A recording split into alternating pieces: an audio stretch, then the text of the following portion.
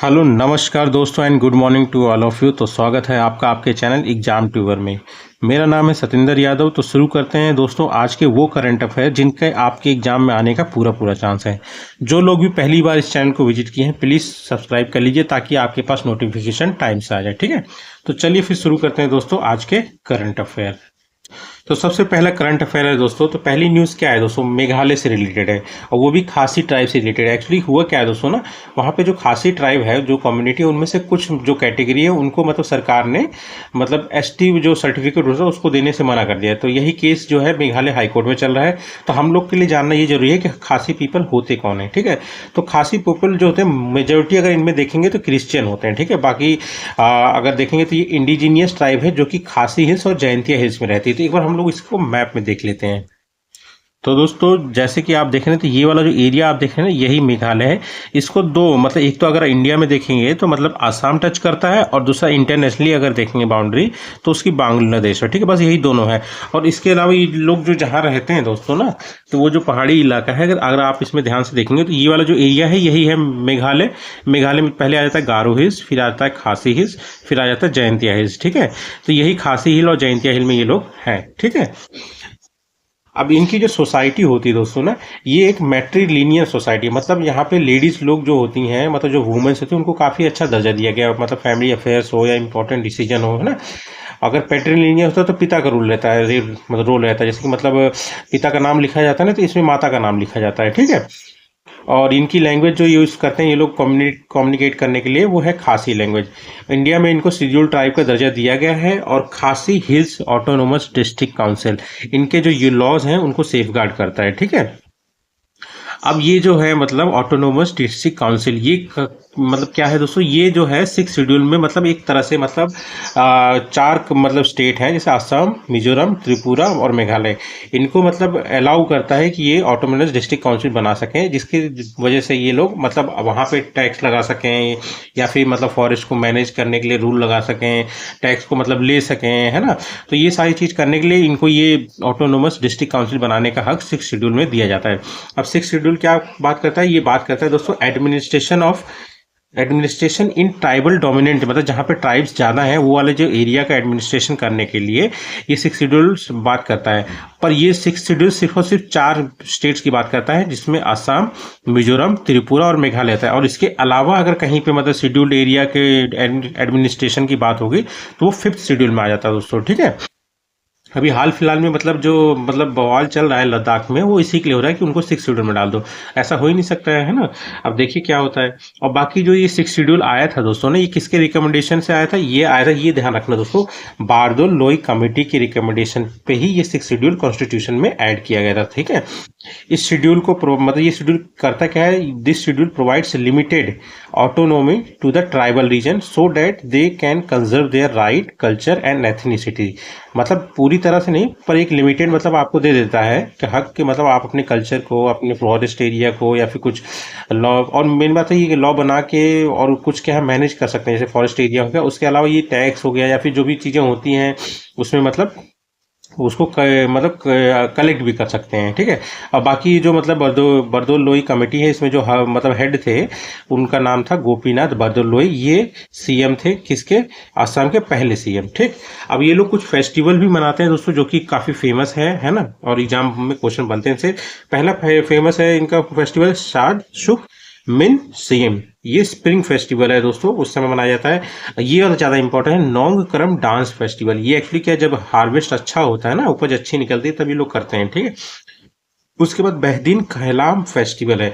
ये क्या है, मतलब बुरी आत्माओं से बचने के लिए, उनको दूर भगाने के लिए ये इस वाले फेस्टिवल को किया जाता है, ठीक है। और हाँ दोस्तों, ये कुछ ट्रेडिशनल इंस्ट्रूमेंट का भी यूज़ करते हैं, जिसमें से मतलब एक आता है दुई तारा, मतलब एक स्ट्रिंग मतलब इंस्ट्रूमेंट है। और बाकी ये वाला ध्यान रखिएगा दोस्तों, तांग मुरी, ये बाम्बू से बनने वाली बांसुरी है, ठीक है। और सबसे इम्पोर्टेंट दोस्तों मेघालय के बारे में और इनके बारे में जान लीजिएगा कि यहाँ पे जो सबसे ज़्यादा फेमस चीज़ है वो है लिविंग रूट ब्रिजेस। मतलब जो मतलब पेड़ होता है, जो पेड़ यूज़ किया जाता है इसमें, उसका नाम है फाइकस इलास्टिका ट्रीज। जैसे नाम में ही इलास्टिका है, काफ़ी इलास्टिक होता है। और ये इसकी खास बात क्या है, जैसे बाकी जो ब्रिज होते हैं वो समय के साथ कमज़ोर होते हैं, ये समय के साथ मजबूत होते हैं, ठीक है। जड़ें और मजबूत हो जाती हैं और गहरी हो जाती हैं, है ना। और इसमें भी फेमस कौन सा है दोस्तों, double decker living root bridge, जो कि है नोंगरिया विलेज में, ठीक है। इसके बाद अगला न्यूज़ क्या है दोस्तों, जैसे कि आप लोग जानते हैं XM4 मिशन चला हुआ है ना, उसमें हमारे मतलब देश के मतलब एक हैं, क्या नाम है उनका बताइए आप लोग।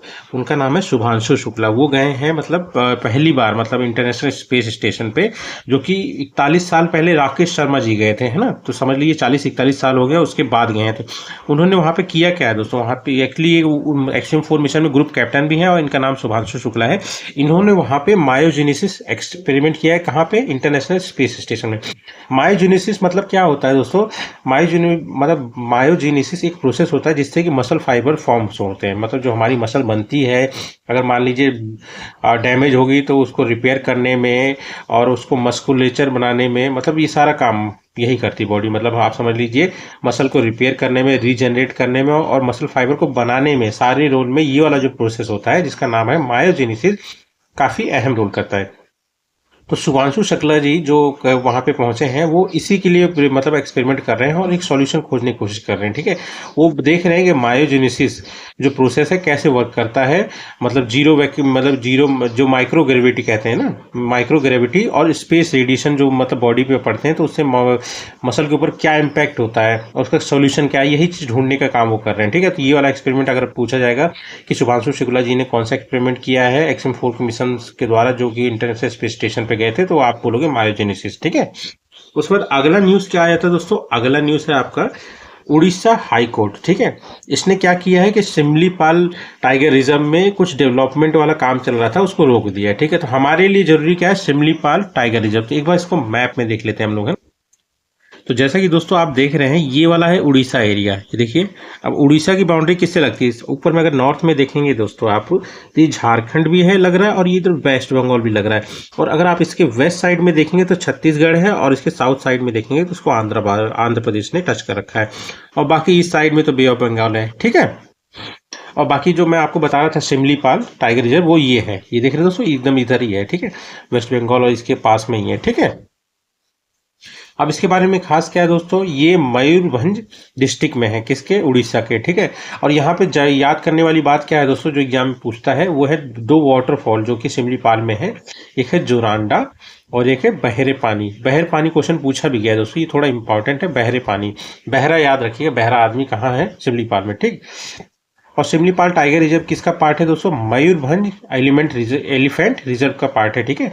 और इसको recognised as part of world network of biosphere reserve है, किसके द्वारा, यूनेस्को के द्वारा 2009 में इसको रिकॉग्नाइज किया गया था, ठीक है। उसके बाद चौथी न्यूज क्या है दोस्तों, बेगोनिया निशियो रम। ये एक्चुअली क्या है ना दोस्तों, ये मतलब निशी जो इसमें वर्ड आ रहा है ना, ये मतलब एक कम्युनिटी है जो कि मतलब आप समझ लीजिए अरुणाचल प्रदेश की सबसे ज़्यादा मतलब जिसकी आबादी है, तो वो वाली कम्युनिटी का नाम क्या है, निशी कम्युनिटी। अभी इसका नाम इसमें क्यों आ रहा है दोस्तों, क्योंकि ये एक मतलब फ्लावरिंग प्लांट है जिसको अभी हाल फिलहाल में डिस्कवर किया गया है अरुणाचल प्रदेश के ईस्ट कामेंग डिस्ट्रिक्ट में, ठीक है। और ये काफ़ी एंडेमिक है, इससे एंडेमिक मतलब यहीं पर पाई जाती है, ठीक है। अब इसके बारे में अगर देखेंगे IUCN रेड लिस्ट में, तो ये मतलब डाटा डेफिशिएंट, इसके बारे में अभी उतना डाटा किसी के पास है नहीं, बस इतना जान लीजिए बेगोनिया निशियोरम ये कहाँ खोजी गई है, तो ये अरुणाचल प्रदेश के ईस्ट कामेंग में, सिर्फ अरुणाचल प्रदेश याद रखिए कि मतलब अरुणाचल प्रदेश में खोजी गई है। और इसमें जो निशी आ रहा है वर्ड, ये निशी एक कम्युनिटी है जो कि जिनकी पॉपुलेशन मतलब अरुणाचल प्रदेश में सबसे ज्यादा, ठीक है। उसके बाद अगला न्यूज क्या आता है दोस्तों, अगला न्यूज है बोट्रिटिस फंगाई। ये दोस्तों मतलब रिसर्चर ने पाया है, ठीक है। ये जो फंगाई है इसका नाम है बोट्रिटिस सिनेरिया, ठीक है। इसका मतलब क्लोन नहीं बन सकता है, मतलब इसका क्लोन इसलिए नहीं बन सकता क्योंकि इसके जो क्रोमोजोम है कहीं एक जगह मतलब कॉन्सेंट्रेटेड नहीं है, अलग अलग जगह है, मतलब cause no single nucleus contains a complete chromosome. जैसे कि हम लोग जानते हैं न्यूक्लियस में और माइटोकॉन्ड्रिया डीएनए जो होता है इसमें मतलब क्रोमोजोम पाए जाते हैं ना, तो मतलब इसमें कोई भी ऐसा न्यूक्लियस नहीं है इसके अंदर में जिसमें पूरा का पूरा कंप्लीट सेट हो क्रोमोसोम को, तो इसीलिए इसे क्लोन करना मुश्किल है, ठीक है। अब थोड़ा सा हम लोग जान लेते हैं बोट्रिटिस सिनेरिया, ये रिसर्चर्स ने अभी पाया, बस ये जान लीजिए, ठीक है। Requires nutrients before it can penetrate a plant, ठीक है। मतलब इसको न्यूट्रिएंट चाहिए किसी प्लांट में होस्ट बनने के लिए, मतलब समझ रहे हो ना, किसी होस्ट प्लांट पे जाने के लिए, ठीक है। अब ये डेड और डैमेज प्लांट्स के टिश्यू को यूज करता है न्यूट्रिएंट्स पाने के लिए, और जब एक बार न्यूट्रिएंट्स पा जाता है तो फिर जो मतलब लिविंग प्लांट होते हैं उनको भी डैमेज करना स्टार्ट कर देता है। Usually attacks blossoms and fruits, मतलब जो नए नए फ्रूट और वो आते हैं ना उसी पे ज़्यादा अटैक करता है, ठीक है। This helps the injection gain, मतलब यही जो न्यूट्रिएंट पाता है ना डेड, और उससे इसे मतलब एक एनर्जी मिल जाती है और ये जाके फिर स्प्रेड हो जाता है बाकी पूरे हेल्दी प्लांट टिश्यू पे, ठीक है। इसके बाद अगली न्यूज़ कौन सी है दोस्तों? अगली न्यूज़ है मन की बात में, जो पीएम मोदी जी ने मतलब कहा है कि मतलब इंडिया को डिक्लेयर कर दिया गया है as a free of trachoma. Trachoma क्या है ये हम लोग को जानना चाहिए। क्या ट्रेकोमा एक कॉन्टीजिनियस बीमारी है, कॉन्टीजियस बीमारी मतलब एक आदमी से दूसरे आदमी को फैल सकता है, ठीक है। अगर कोई इन्फेक्टेड आदमी है ट्रेकोमा से तो वो किसी हेल्दी आदमी को ये बीमारी दे सकता है, ठीक है। अब ये होता क्या है दोस्तों? ये आंखों की बीमारी है, जिसमें जैसे कि ऊपर जो आई लीड होती है ना उसमें मतलब घाव होने मतलब एक सड़न टाइप का हो जाता है, और जब सड़न हो जाते हैं तो ऊपर के जो बाल होते हैं वो नीचे आने लग जाते हैं, मतलब आपके मतलब आंख के अंदर घुसने लग जाते हैं और वो कॉर्निया को स्क्रैच करने लगते हैं, और जो मतलब आगे अगर मतलब ट्रीट नहीं किया जाए तो मतलब अंधा भी हो सकता है इंसान इससे, ठीक है।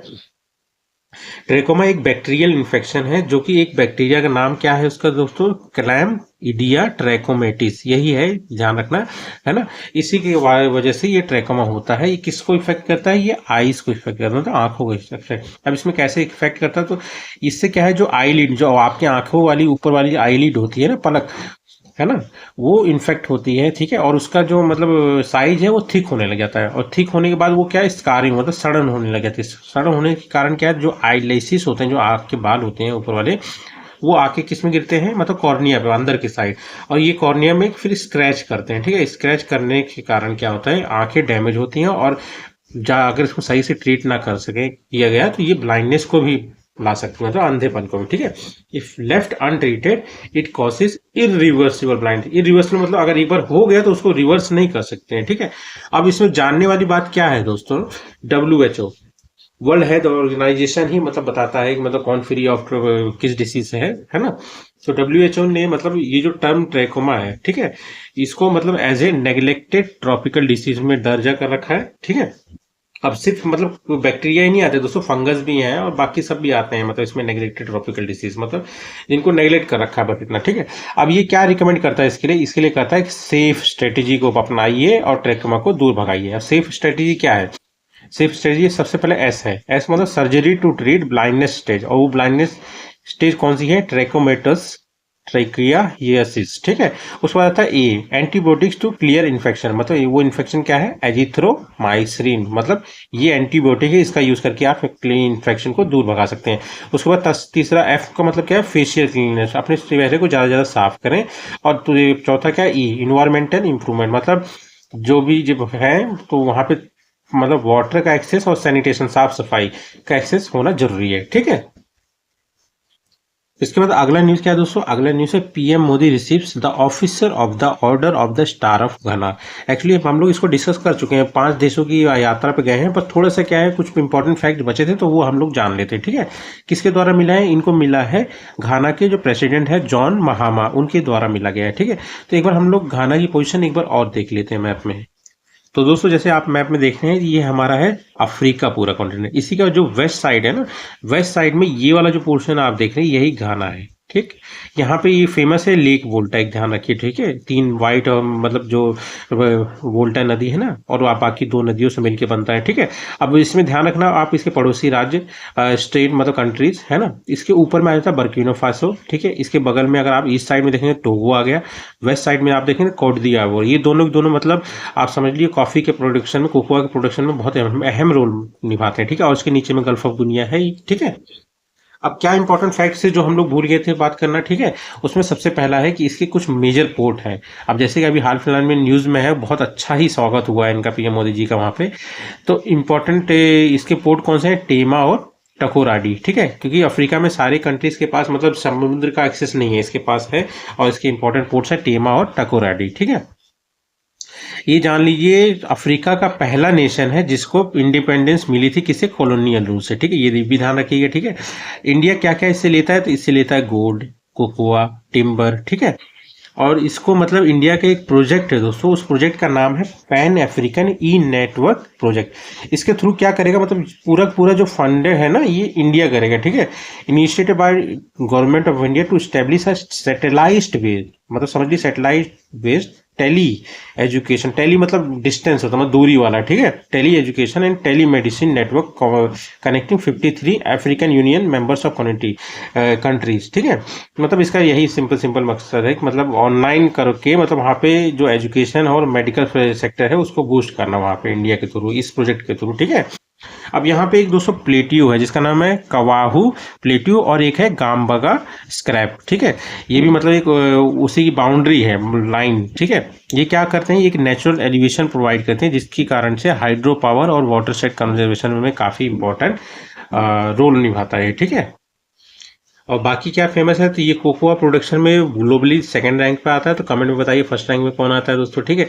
और लेक वोल्टा यही मैं बताता हूँ दोस्तों, ये मतलब इस लेक वोल्टा जो है ये क्रिएटेड क्या मतलब क्या किसकी वजह से क्रिएटेड हुआ, ये ओकोसोम्बा डैम है जो कि मतलब वर्ल्ड की मतलब कुछ मतलब जो आर्टिफिशियल लेक है ना उनमें से एक है, ठीक है। कौन सी, ये लेक वोल्टा जो है ये इसी डैम से बनती है, ठीक है। अब इसमें कौन सी इंपॉर्टेंट नदियां हैं घाना में, तो वो है एक ब्लैक वोल्टा, यही बता रहा था, व्हाइट वोल्टा और ऊटी रिवर, ठीक है। और कुछ इंपॉर्टेंट सिटीज का नाम ध्यान रखिएगा क्योंकि एग्जाम में अक्सर पूछ लेता है ये सिटीज किससे रिलेटेड है, ठीक है। एक है कुमासी और एक है तामिल। फिर आ जाता है आठवां न्यूज दोस्तों। आठवां न्यूज क्या है दोस्तों, government cleans indigenous defence procurement worth rupees 1.05 lakh crore, ठीक है। अब ये इसमें इंपॉर्टेंट क्या है, किसके लिए है ज्यादा, ये क्यूआर सैम के लिए है, ठीक है। Quick reaction surface to air missile, बस इसको जान लीजिए, आकाश है या फिर S-400 जैसे एयर डिफेंस सिस्टम, सिर्फ वैसा ही उसी टाइप का है, पर इसकी रेंज थोड़ी सी कम है। इसकी रेंज है 25 से 30 किलोमीटर, अल्टीट्यूड ये 6 किलोमीटर ऊपर तक जा सकती है, और इसकी स्पीड है मैक 2, मतलब साउंड ऑफ स्पीड से 2 गुनी ज्यादा, ठीक है। उसके बाद एक हेलीकॉप्टर है दोस्तों अपाचे, ये भी काफी न्यूज में है ना, क्योंकि इंडिया ने अभी इसको ऑर्डर किया है, ठीक है। 3 Apache combat helicopters to arrive in India July 2015 तक, ठीक है, आ जाएंगे, ठीक है। अब इसमें जो अपाचे आ रहा है इसका जो है अपाचे AH-64E अटैक हेलीकॉप्टर, मतलब ये मल्टी रोल है दोस्तों, समझ रहे हैं। और ये कौन बनाया है दोस्तों, बोइंग कंपनी है USA की, उसने बनाया, बस इतना ध्यान रखिए। अपाचे ये किससे रिलेटेड है, तो ये मतलब हेलीकॉप्टर है जिसका मल्टी रोल है, सिर्फ अटैक ही नहीं बाकी काम में भी कर सकते हैं इसे, ठीक है, इवैक्यूएशन में भी यूज कर सकते हैं इसे, ठीक। उसके बाद अगली न्यूज क्या आती है, अगली न्यूज है दोस्तों PM मित्रा स्कीम से रिलेटेड। इसमें क्या बोल रहा है कि यूनियन कैबिनेट अप्रूव्ड, ये ध्यान रखिए, 1900 करोड़ रुपए PM मित्रा टेक्सटाइल पार्क इन विरुधुनगर तमिलनाडु अंडर PM मित्रा स्कीम, ठीक। अब PM मित्र स्कीम इसमें जानना हम लिख जरूरी है। इसमें क्या है कि प्रधानमंत्री mega integrated textile reason and apparel, मतलब जो टेक्सटाइल मतलब इंडस्ट्री है उनको बूस्ट करना है, टेक्सटाइल सेक्टर को बूस्ट करने के लिए इस स्कीम को लाया गया था, ठीक है। इस स्कीम के तहत हर पार्क पे 500 करोड़ रुपए फाइनेंशियल हेल्प देगी कौन, गवर्नमेंट, सेंट्रल गवर्नमेंट।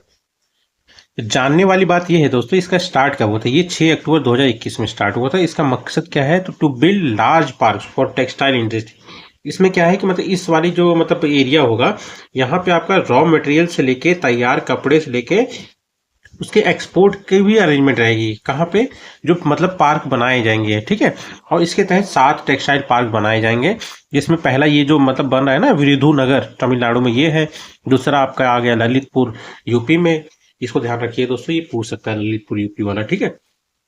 उसके बाद कर्नाटका में आ गया कालाबुर्गी, उसके बाद महाराष्ट्र में अमरावती, उसके बाद गुजरात में नवसारी, MP में धर, मध्य प्रदेश, और आंध्र प्रदेश में नेल्लोर, ठीक है। इसके बाद अगला न्यूज है दोस्तों, India first integrated flood forecasting platform. बस इसका मतलब ये है दोस्तों, इस प्लेटफॉर्म का नाम है सी फ्लड प्लेटफॉर्म। ये क्या करेगा, मतलब जैसे फ्लड आने वाला तो 2 दिन पहले ही जो गांव इलाके हैं ना उन पे खबर बता देगा कि 2 दिन बाद आपके फ्लड आ सकता है, तो आप पूरा अरेंजमेंट कर लीजिए, निकल लीजिए, जो भी सेफ्टी कर सकते हैं कर लीजिए, ठीक है। उसका नाम क्या है, पहला जो ऐसा ऐप बना है, प्लेटफॉर्म बना है, तो वह सी फ्लड प्लेटफॉर्म, ठीक है। मतलब लोग देख सकते हैं इसको, मोबाइल में भी देख सकते हैं, ठीक है। इसका मकसद क्या है, to strengthen disaster response mechanism in India, ठीक है, ये तो है। और ये क्या, यही मैंने जो आपको बताया 2 दिन पहले ही विलेज लेवल पे ये बता देगा। और अभी जो स्टार्ट किया गया दोस्तों, ये 3 नदियों पे किया गया है, उनके रीजन्स में, जैसे महानदी वाला, गोदावरी वाला और तापी रिवर के रीजन्स में किया गया है, ठीक है। और किसके द्वारा बनाया गया दोस्तों, ये ज्यादा इंपॉर्टेंट है, CWC CTEC टूम ने, ठीक है, centre for developing advance computing, और उसके बाद नेशनल रिमोट सेंसिंग सेंटर, इन तीनों ने मिलकर बनाया है, ठीक है। उसके बाद 12वां न्यूज़ क्या रहता है दोस्तों? 12वां न्यूज़ है आपका नेशनल स्पोर्ट्स पॉलिसी। अभी क्या है दोस्तों, मैंने जैसे कि आपको लास्ट लेक्चर में पूरा हिस्ट्री से लेके अभी तक का पूरा रिस्पॉन्स बताया, बस इतना ही जान लीजिए कि जो नेशनल स्पोर्ट्स पॉलिसी इस बार आई है 2025 की, ये किसको रिप्लेस करेगी? ये नेशनल स्पोर्ट्स पॉलिसी 2001 को रिप्लेस करेगी। और इसमें जानने वाली बात क्या है दोस्तों, कि अभी करंट स्पोर्ट्स मिनिस्टर कौन है? तो वो मनसुख लाल मांडवीय है। और पहला जो एनएसपी नेशनल स्पोर्ट्स पॉलिसी आई थी वो 1984 में आई थी। और ये काफी इंपॉर्टेंट है, स्पोर्ट्स अथॉरिटी ऑफ इंडिया, यही जो जितने फेडरेशन है स्पोर्ट्स के ना उनको मैनेज करती है, उनको फंड करती है, ठीक है। तो इसकी स्थापना 1984 में हुई थी। और ये स्टेटरी बॉडी है। अगर स्टेटरी बॉडी है तो किसके तहत, मतलब किसी एक्ट के थ्रू बनी होगी, तो वो एक्ट है सोसाइटीज एक्ट 1860, ठीक है। उसके बाद अगला न्यूज आया था दोस्तों 50 ईयर्स ऑफ साइट्स कन्वेंशन, ठीक है। ये 2000 मतलब 1975 में ये इसको अडॉप्ट किया गया था, ठीक है। और ये 2025 में इसको 50 साल हो गए। तो इसके बारे में थोड़ा सा लोग जानते हैं। साइट्स का फुल फॉर्म क्या है दोस्तों? Convention on international trade in endangered species of wild fauna and flora, मतलब जो मतलब इंडेंजर्ड स्पीसीज जिनकी आबादी हो सके विलुप्त हो जाए ना, तो उनके ऊपर मतलब जो उनके ट्रेड है, उनके इंटरनेशनल ट्रेड पे कंट्रोल करने का हक इस मतलब इस ट्रीटी के थ्रू आ जाता है, ठीक है। तो इसके मदद करके हम लोग उसके ट्रेड को रोक सकते हैं। हम लोग क्या मतलब ये साइट्स कन्वेंशन ही रोक सकता है। इसके अंडर में कुछ कंट्रीज है जिन्होंने इसको साइन किया है, ठीक है। लगभग 184 इससे ज़्यादा ही कर रखा है। और इंडिया ने इसको उसके अगले साल ही साइन कर लिया था 1976 में, ठीक है। इसका सेक्रेटेरिएट जो कि मतलब इन सब चीज़ों को संभालता है, तो वो है जिनेवा, स्विट्जरलैंड। और ये किसके अंडर में काम करता है सेक्रेटेरिएट? ये यूनाइटेड नेशन इन्वायरमेंट प्रोग्राम, ठीक है। इसके बाद अगली न्यूज़ क्या है दोस्तों? अगली न्यूज़ है रेल वन। रेल वन मतलब जितने भी रेल की ऐप्स हैं ना, उनको एक जगह मतलब वो सारी सर्विसेज को देने के लिए इस ऐप को बनाया गया, रेलवे की सारी सर्विसेज को एक जगह देने के लिए। तो रेल वन एक मोबाइल एप्लीकेशन है जिसको मिनिस्ट्री ऑफ रेलवे ने लॉन्च किया है। इसका काम सिर्फ इतना है कि जितनी भी सर्विसेज है रेलवे की, सबको एक जगह पे मतलब कॉन्सेंट्रेट करना है, ताकि किसी को इधर उधर ना भटकना पड़े, ठीक है। और इसमें जानने वाली बात क्या है कि मतलब इनोग्रेट तो रेलवे मिनिस्टर के द्वारा किया गया। क्या नाम है? अश्वनी वैष्णव, ये ध्यान रखिए, करंट मिनिस्टर है, ठीक है। और ये लॉन्च किया गया कब? 40th एनिवर्सरी किसकी? Centre for railway information system, इसकी 40वीं एनिवर्सरी पे इसको लॉन्च किया गया। बस इतना ही ध्यान रखिए। फिर 15वां न्यूज़ क्या आया था दोस्तों? 15वां न्यूज़ है चार्टर्ड अकाउंटेंट्स डे। ये कब मनाया जाता है? 1 जुलाई 2025। क्यों मनाया जाता है? क्योंकि इसी दिन दोस्तों institute of chartered accountants of India की स्थापना हुई थी। कब? 1 जुलाई 1949 में, ठीक है। मतलब एक तरह से एक ग्रुप है इन्हीं चार्टर्ड अकाउंट का, जो कि मतलब सरकार और चार्टर्ड अकाउंट्स के बीच में मतलब मध्यस्थता करते हैं, ठीक है। इसका हेडक्वार्टर है न्यू दिल्ली में, ठीक है। उसके बाद आज का आखिरी न्यूज क्या है दोस्तों? 16th, Bharat establishing healthy ageing parameters for India. Actually क्या है दोस्तों, कोई लोग होते हैं जैसे 40 साल के हैं पर वो दिखते 60 साल के हैं। कुछ लोग होते हैं जो कि 30 साल के हैं पर वो लोग दिखते हैं 20 साल के हैं ना। तो इन्हीं सब चीज़ का मतलब इंडियंस के ऊपर मतलब एक रिसर्च टाइप का, मतलब आप समझ लीजिए एक रिसर्च स्टडी है जो कि कौन कर रहा है? IISc, मतलब एक पैरामीटर बनाने की कोशिश कर रहे हैं जो कि मतलब कारगर होगा मतलब इंडियंस की एज को डिफाइन करने के लिए, ठीक है। इसका फुल फॉर्म जान लीजिए, bio markers of healthy ageing, resilience, adversity and transition, ठीक है। इसका मतलब इसका गोल इतना है to understand how Indians age biologically, genetically and environmentally और सोशली, मतलब इंडियंस की एज कैसे इफेक्ट होती है और कैसे मतलब कितनी है, मतलब बायोलॉजिकली देखा जाए या जेनेटिकली देखा जाए, इन्वायरमेंटली देखा जाए और सोशली देखा जाए, ठीक है। इसमें बस जानने वाली बात क्या, बायोमार्कर क्या होते हैं दोस्तों? ये एक तरह के साइन होते हैं आपकी बॉडी में, जैसे जैसे ब्लड शुगर हो गया या कोलेस्ट्रॉल हो गया या विटामिन लेवल्स हो गए या प्रोटीन्स हो गया, जो कि ये बताते हैं कि मतलब हाउ हेल्दी और एज्ड योर बॉडी इज, मतलब आपकी बॉडी कितनी हेल्दी है और कितनी एज है, ठीक है। ठीक है दोस्तों, तो यही थे आज के करंट अफेयर। और अगर वीडियो अच्छा लगा तो लाइक करिएगा और सब्सक्राइब भी कर लीजिएगा, है ना। Thank you.